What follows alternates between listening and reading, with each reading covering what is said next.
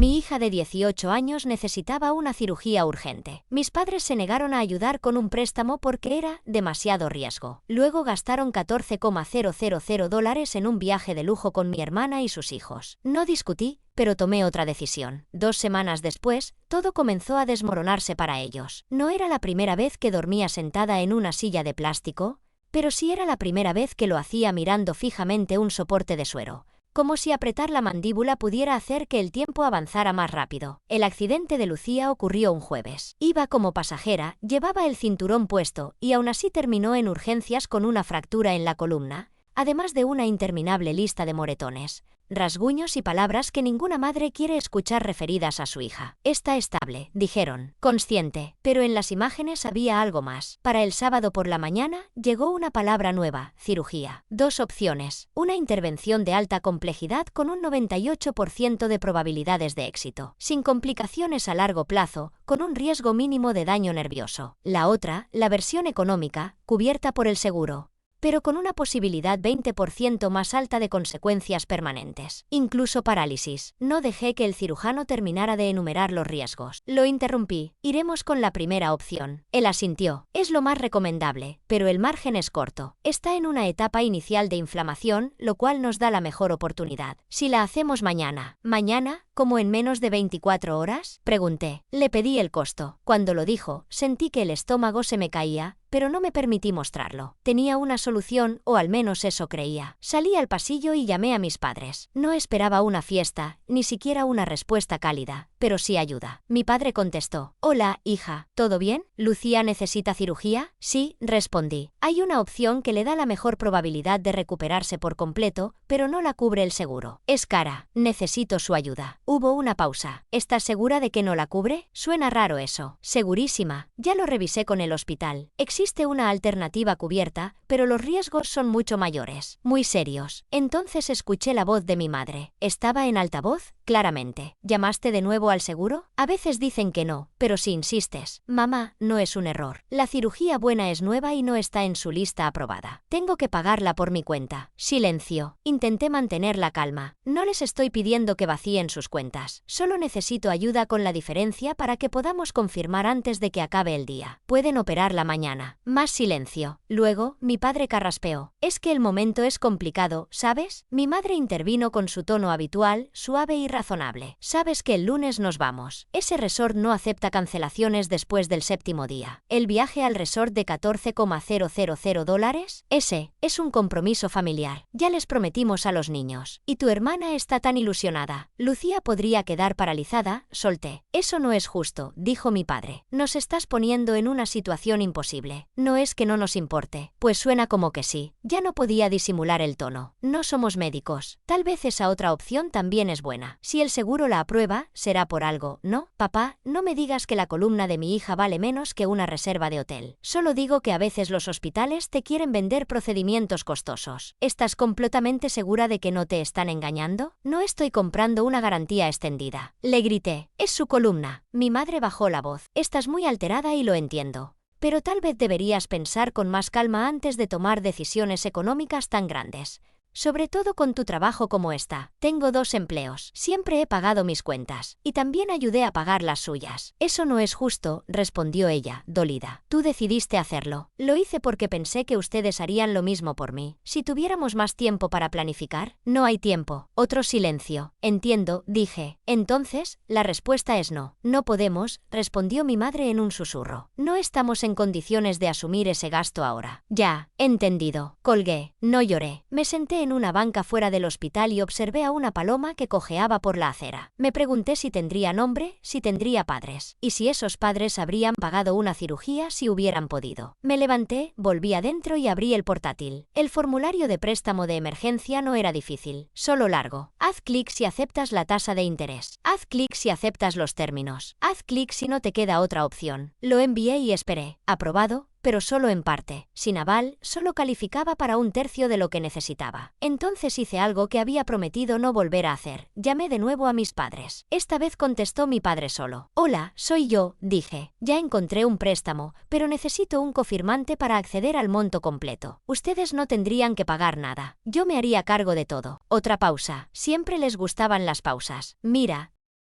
Tu madre y yo hablamos. No estamos cómodos firmando ningún documento financiero ahora mismo. Con toda la incertidumbre que hay, ¿te refieres a incertidumbre como la médula espinal de tu nieta? No es tan sencillo. ¿No lo es? Tuve un problema de robo de identidad una vez. Nunca se sabe con estos prestamistas en línea. Es un banco, dije sin emoción. Lo siento, de verdad. Asentí, aunque él no podía verme. Gracias, igual. Colgué otra vez. Pero esta vez no me senté. Algo dentro de mí había cambiado. Ya no era solo una madre desesperada. Era una mujer que no tenía nada que perder y una hija a la que proteger. ¿Conoces ese momento en el que todo hace clic? En el que todas esas pequeñas cosas raras del pasado encajan de repente como piezas de un rompecabezas, y la imagen que evitabas finalmente te mira de frente. Esa era yo, en la sala de espera del hospital, con café de máquina en mano y furia en el pecho, dándome cuenta de que mis padres siempre habían sido exactamente así. Yo solo no quería aceptarlo. Solía decir que tenía una familia normal, no perfecta, no disfuncional, simplemente normal, de clase media, emocionalmente contenidos, amantes de las vacaciones baratas y la agresión pasiva. Crecí rodeada de reglas. No respondas, no llores en público, no esperes reconocimiento por hacer lo correcto. Esa última, su favorita. Mi padre solía decir, no te dan un trofeo por ser decente.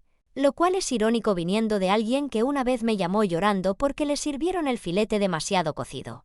En el Día del Padre, fui la primera hija, el ensayo general. 2 años después nació mi hermana, Megan, y desde ese momento dejé de ser el centro para convertirme en el ruido de fondo de su protagonismo. Ella recibía la ropa nueva, los juguetes mejorados. Cuando pregunté por qué ella tenía la Barbie perfecta y yo una con el pie roto, mi madre respondió: ahora estamos mejor económicamente, como si en 2 años se hubiera producido un milagro financiero. Y a medida que crecimos, la diferencia se hizo aún más evidente. Megan tuvo clases privadas de danza, una fiesta espectacular de cumpleaños a los 16. A mí me tocó un discurso sobre la importancia de la gratitud y una magdalena comprada en una gasolinera. Nunca me quejé, pensaba que quizá era verdad, que las cosas habían mejorado con el tiempo, que mis padres estaban haciendo lo mejor que podían. Me decía que tal vez eso era parte de crecer. Aprender a resignarse mientras ves cómo tu hermana recibe lo mejor de todo sin haber hecho nada especial para merecerlo. A los 20 quedé embarazada, y fue entonces cuando dejé de ser invisible. Me convertí en la advertencia silenciosa. El padre de Lucía fue un error del que salí pronto. Era manipulador, verbalmente agresivo, roto en todos los sentidos. Cuando logré alejarme, esperaba que mis padres me dijeran algo como, nos alegra que te hayas defendido. Pero no, mi madre lo único que preguntó fue si planeaba volver a vivir con ellos. Le dije que no, y su cara mostró alivio. Nunca ofrecieron ayuda. No cuidaron de Lucía, no me preguntaron si dormía, si comía. Simplemente flotaban al margen, como si yo los hubiera avergonzado, ante nadie. Trabajaba en recursos humanos durante el día y daba asesorías los fines de semana. Lucía venía conmigo a los talleres, se sentaba en una esquina y coloreaba en silencio. Nunca se quejaba, nunca preguntó por qué su abuela no la llamaba. Creo que muy pronto comprendió que el cariño en esta familia tenía condiciones y que ella no era la elegida. Así que hice lo posible por sostenernos. Jamás les pedí dinero, ni cuando subió el alquiler, ni cuando Lucía necesitó ortodoncia, ni siquiera cuando estuve tan enferma que llegué a alucinar con mi propio buzón de voz. Con el tiempo, los roles se invirtieron. Mis padres se jubilaron y se mudaron a un condominio con jacuzzi en la azotea. Mi padre dijo que era por su espalda. Mi madre, que la luz del baño de visitas no la favorecía. Empecé a ayudarles con los gastos, sin hacer ruido. Un poco aquí, otro poco allá para la hipoteca. Nunca llevé la cuenta. Pensaba que era lo correcto, que ellos habrían hecho lo mismo por mí. Me equivoqué. Megan jamás colaboró en nada, pero sus hijos recibían todo. Ordenadores portátiles, viajes a la nieve, hasta un trampolín empotrado en el jardín. ¿Quién necesita eso? No lo sé, pero ellos lo tenían. Cuando falleció mi abuela, Margaret, me dolió especialmente. Ella era diferente, inteligente, directa y capaz de hacer cálculos financieros mentalmente como si jugara al ajedrez. Tenía un vínculo especial con Lucía. Pasaban horas hablando de inversiones como si fuera un juego de mesa para contadores. Nunca lo entendí del todo, pero me alegraba que alguien reconociera la brillantez de mi hija. Asumí que todo el patrimonio de mi abuela había pasado a mis padres. Así se comportaban. Nunca mencionaron un testamento, nunca convocaron una reunión familiar. Solo dijeron que todo estaba resuelto. Y de repente, empezaron los viajes por Europa, las carteras de diseñador, y a los hijos de Megan les regalaron un coche. No uno modesto, sino un SUV nuevo con moño incluido, como sacado de un anuncio. Ahí dejé de ayudarles económicamente. Ya no tenía sentido, pero no dije nada. Lo ignoré hasta que ocurrió el accidente de Lucía. Desde la sala del hospital hice la llamada. Les pedí ayuda, y dijeron que no. pero no fue un simple no. Fue una negativa cargada de juicio. Como si yo fuera irresponsable por querer elegir la cirugía más segura. Como si esa decisión fuera un capricho de alguien inestable y no una madre desesperada por salvar a su hija. Colgué y me quedé inmóvil. Debería haberlo entendido años atrás. No ayudaban porque no les importaba. No de verdad, no como se espera de una familia. Solo ayudaban cuando eso les daba buena imagen, cuando podían recibir elogios, cuando Megan escribía mensajes agradecidos con emojis brillantes. Pero yo era demasiado reservada, demasiado fuerte, demasiado poco sumisa para que me premiaran. Y Lucía nunca fue parte de su legado. No como los hijos de Megan, no como ellos deseaban que su apellido trascendiera. Pero, ¿sabes qué? Lucía no necesita su legado. Tiene el suyo propio, y ellos no están incluidos. Lo que más dolió no fue esa segunda negativa. Fue lo que mi madre dijo después, con voz suave y pausada: lo siento, cariño, de verdad, pero no nos sentimos cómodos atando nuestro nombre a algo así. ¿Algo así? ¿Salvar a su nieta? No grité, no arrojé el teléfono. Me quedé sentada, mirando al frente como si pudiera hacer que el dinero apareciera solo con la fuerza de la mirada. No sé cuánto tiempo estuve así, pero en algún momento dejé de respirar por tristeza y empecé a hacerlo por rabia. Había hecho todo bien. Trabajé, ahorré, les ayudé cuando lo necesitaron. Nunca pedí nada. Solo una vez pedí algo, una firma, y ni eso pudieron darme. Pero sí podían costear un resort para 3 niños donde las toallas probablemente tenían asistentes personales. Perfecto. Querían que fuera la hija silenciosa, autosuficiente, la que no causa problemas. Pero ese día, no. Esa tarde, tomé el teléfono y pasé de largo cada número con mi misma sangre. Empecé a llamar a todos los demás. Comencé con la mamá de una compañera de teatro de Lucía. Apenas habíamos charlado en un intermedio. No sabía si siquiera me recordaba. Llamé de todos modos. Hola, soy Elena, la mamá de Lucía. Perdón por llamar así de repente. Está en el hospital. Hubo un accidente. Va a estar bien, pero necesita una cirugía. La buena, es costosa. Sé que esto es una locura, pero ¿estarías dispuesta a? No alcancé a terminar. Ya me estaba diciendo que sí, y no fue la única. Llamé a una profesora jubilada que no veía desde hacía años. Me dijo que enviaría lo que pudiera de su pensión. Un antiguo compañero de trabajo me transfirió $300 con una nota. Para Lucía. No te preocupes. Su profesora de violín difundió la situación en un grupo privado. Una mujer desconocida apareció en el hospital con una bolsa llena de bocadillos,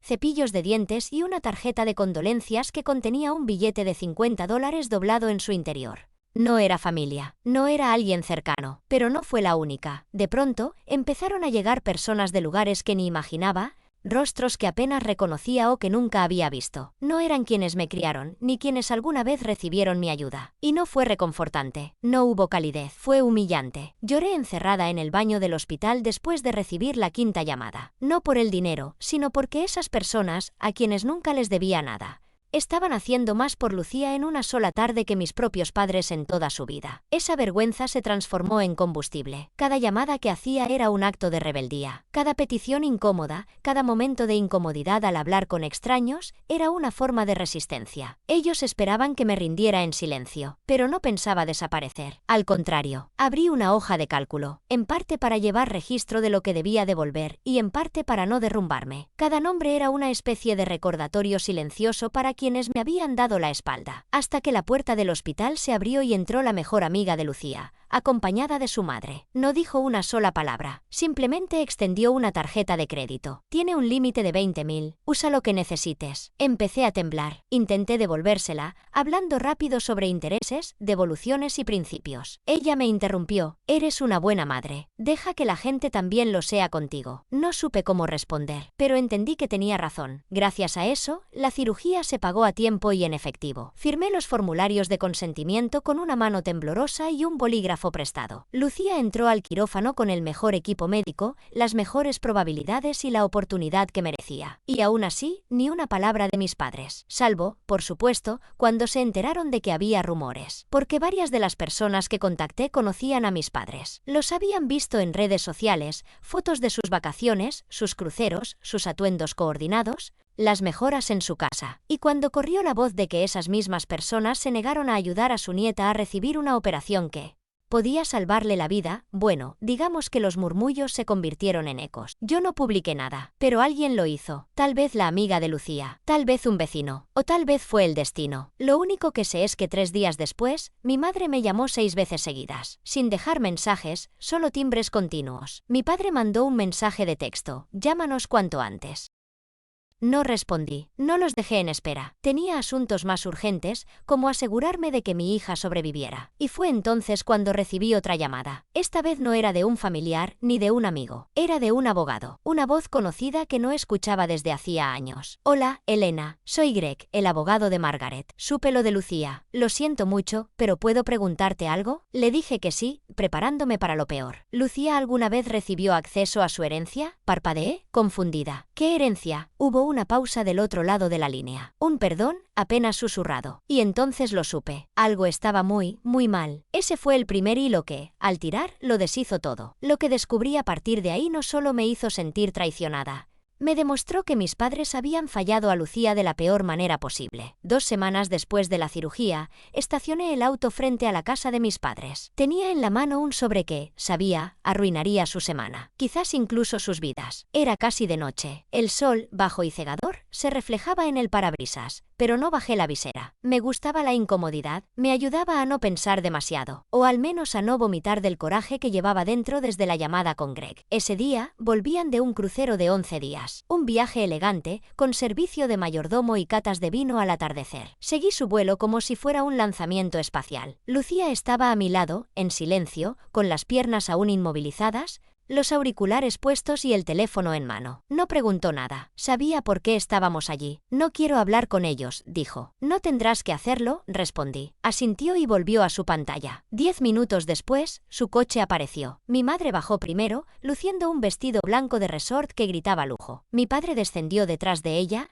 arrastrando una maleta que probablemente costaba más que todo nuestro refrigerador. No nos vieron hasta que abrí la puerta del coche. Mi madre se detuvo en seco. Crucé la calle con el sobre en la mano, mis tacones resonando sobre la grava perfectamente peinada de su entrada. ¿Qué es esto?, preguntó, ya a la defensiva. Sonreí, pero sin calidez. Han sido notificados. Ella se quedó helada. Mi padre, que estaba forzando la cerradura del baúl, levantó la vista. Sus ojos cayeron al sobre. Estás bromeando, dijo, pero su voz se quebró a la mitad de la frase. No respondí. Me di la vuelta y regresé al coche. Detrás de mí, oí a mi madre gritar mi nombre. Mi padre dijo algo, creo que fue, espera, no tienes que hacer esto. Pero sí tenía que hacerlo. La conversación con Greg no me dejaba en paz. Me había preguntado cómo que Lucía no recibió la herencia, como si le hubiera dicho que la gravedad había dejado de existir. Le expliqué que mis padres recibieron todo, la casa, las acciones, la colección de monedas antiguas que a nadie le gustaban, pero que mi abuela juraba que valdrían algo. Greg se quedó en silencio unos segundos. Elena, eso no tiene sentido. Margaret dejó todo para Lucía. Yo redacté el testamento. Todo estaba en un fideicomiso. Tus padres solo eran los administradores. Se suponía que debía liberarse cuando Lucía cumpliera 18 años. Lucía había cumplido 18 hacía 2 meses. Greg soltó una maldición entre dientes. Nunca informaron al banco. Nunca hicieron el traspaso. Nada. ¿Entonces, se lo quedaron? Sí, y no solo es inmoral, es ilegal, eso es robo. Ese dinero nunca fue de ellos. Y entonces, todo encajó. Los viajes, la remodelación de la cocina, cómo dejaron de pedirme ayuda con la hipoteca, cómo empezaron a tratar a los hijos de mi hermana como si fueran príncipes. No solo no ayudaron a Lucía, se beneficiaron de su dinero y lo ocultaron. Esa noche le conté todo a mi hija. Esperaba lágrimas, gritos, algo. Pero lo que obtuve fue peor, silencio. Me escuchó con los brazos cruzados, sin expresión, como si se le hubiera apagado la capacidad de sentir. Decían que me querían, dijo finalmente, con la voz apagada. Las cenas, los libros que me regalaba la abuela, el juego tonto de matemáticas. Lo sé, susurré. Ni siquiera me lo dijeron. Solo lo tomaron. Ella bajó la mirada, jugueteando con un hilo suelto de su sudadera. ¿Podemos hacer algo? Sí, podemos. Llamé a Greg al día siguiente. Nos explicó todo, trámites, procesos legales, posiblemente incluso juicio. Lucía prestó atención, callada. Lo quiero de vuelta, dijo. ¿Lo tendrás?, prometió Greg. Y quiero que rindan cuentas. Greg me miró, luego a ella. ¿Estás segura? Una vez que esto empiece, no hay vuelta atrás. Lucía no dudó. Ellos tomaron decisiones. Ahora me toca a mí. Los días siguientes fueron un torbellino de documentos, llamadas, firmas y estrategias. Y Greg, por suerte, no solo era un buen abogado. Él era como un sabueso con título en derecho y una causa personal que lo impulsaba. Al parecer, había querido profundamente a mi abuela. Se metieron con la persona equivocada, me dijo una vez, con la mirada firme y decidida. Me costó contener las lágrimas en ese momento, porque después de semanas de sentirme sola, Alguien veía a Lucía no como una carga, sino como alguien que valía la pena defender. Y yo también lo veía así, más que nunca, porque esto no se trataba solo de dinero ni de traiciones, era sobre lo que casi ocurre. Sobre lo que pudo haber pasado. Todo porque mis padres eligieron el silencio. Porque prefirieron cruceros lujosos y publicaciones en redes sociales por encima de una niña que, de pequeña, les regaló tazas que decían mejor abuelo del mundo. Pues ahora les tocaba conocer a la madre más enfadada del planeta. Y esta vez no pensaba pedir nada. Iba a reclamar hasta el último centavo. Varios meses después de entregarles aquella carta, comenzó por fin el juicio civil. Lucía no desvió la mirada ni por un segundo. Nunca la había visto tan tranquila. Tenía las manos firmes, el rostro sereno y los ojos tan agudos como una cuchilla. No veía ese lugar como algo intimidante, sino como una meta. Mis padres, por su parte, aparecieron con un abogado que parecía cobrar por palabra pronunciada. Sonreía demasiado y usaba términos como distribución desproporcionada o capacidad testamentaria cuestionable. En otras palabras, estaban argumentando que el testamento era injusto, que la abuela posiblemente no estaba en sus cabales y que Lucía no tenía derecho a heredar todo. Un intento desesperado. Gregorio, nuestro abogado y amigo cercano de la abuela, ni se inmutó. Llevaba consigo registros bancarios, historial de transacciones y el testamento original con su debida certificación. Incluso tenía correos fechados que la abuela le había enviado, en los que mencionaba cuánto Lucía le recordaba a ella misma. Uno terminaba diciendo, es la única que se interesa cuando hablo de intereses compuestos. Solo por eso ya merece una fortuna. El abogado contrario cambió de estrategia. Alegó que tal vez mis padres solo estaban resguardando el dinero temporalmente, ya que Lucía acababa de cumplir 18 años. Gregorio no subió el tono. Simplemente preguntó por qué entonces no habían dicho nada. ¿Por qué ya habían gastado parte del dinero en vacaciones, regalos costosos y fines de semana de spa? ¿Por qué no existía ninguna prueba de que hubieran intentado informarle a Lucía de la existencia de ese dinero? Ni mucho menos transferírselo. El juez pidió silencio en 2 ocasiones. Una porque mis padres no dejaban de susurrarse entre ellos y otra porque Lucía soltó una pequeña risa. Luego vino el veredicto. Tendrían que devolver cada centavo que le correspondía a Lucía. El tribunal dictaminó que habían incumplido su deber fiduciario y malversado los fondos. No tenían justificación legal ni moral para quedarse con el dinero. Pero ya no lo tenían. Lo habían despilfarrado. No todo, pero lo suficiente como para no poder cubrir lo que debían con sus bienes actuales. El tribunal ordenó la incautación total, la casa, el coche, sus cuentas de jubilación, la propiedad de veraneo y hasta la colección de arte que mi madre solía mostrar con orgullo. Incluso el collar de perlas que una vez me dijo que yo no sería lo bastante refinada para heredar. Terminaron viviendo en un alquiler diminuto junto a una autopista. De esos lugares donde ni siquiera puedes abrir las ventanas si esperas dormir bien. La familia extendida cortó lazos. Los amigos desaparecieron. Y ni aun así pidieron perdón. Rompieron la familia. Según contaron, mi madre le explicó a una vecina que vendían sus muebles por redes sociales porque estaban renovando. Lucía se quedó callada después. No celebró nada, solo se mostró decidida. No solo nos robaron dinero, me dijo una noche mirando la pared como si ésta también la hubiera traicionado. Pusieron en riesgo mi vida, y todavía actúan como si yo fuera la que debería superarlo. No la contradije. Tenía razón. Una semana más tarde, le pidió a Gregorio que avanzara con los cargos penales. Él solo asintió. Será un camino difícil, le dijo. He recorrido peores, respondió Lucía. El proceso penal avanzó más rápido de lo que imaginé. Tal vez porque alguien filtró parte del sumario del juicio civil y la prensa lo recogió. Tal vez porque a la fiscalía realmente le importó. O tal vez porque, por una vez, la justicia decidió actuar con firmeza. Sus nuevos abogados eran igual de ostentosos y ruidosos, pero con tono cada vez más desesperado. Y me pregunté de dónde habían sacado el dinero para pagarles. Culpaban a la abuela, al sistema, al banco, al estrés de la jubilación. Incluso dijeron que creían que Lucía lo malgastaría, lo que provocó una mirada de reprobación evidente del juez. El fallo fue claro: culpables, por robo de fondos, incumplimiento fiduciario y ocultamiento doloso. Debido a su edad y al hecho de que no fue un delito violento, se les impuso 1 año de libertad condicional y servicio comunitario. Cambiaron las puestas de sol en Santorini por recoger basura en la ciudad. Empezaron a circular fotos. Mi madre con un chaleco naranja mirando una taza desechable como si la hubiese insultado. mi padre sosteniendo una escoba con cara de no saber qué hacer. Nosotras no compartimos esas imágenes, pero las vimos. Unos días después, Gregorio volvió a llamar. Me pidió que me sentara. Mis padres habían intentado mover una parte de los fondos restantes. Cuentas ocultas que no declararon durante el juicio anterior. Las trasladaron a una plataforma en el extranjero usando el nombre de mi tía. Pero había rastro digital. Claro, evidente. Una violación directa a la orden del tribunal. Vamos a presentar otra demanda, dijo Gregorio. El segundo juicio fue más rápido. Fraude, ocultamiento, intento de evasión.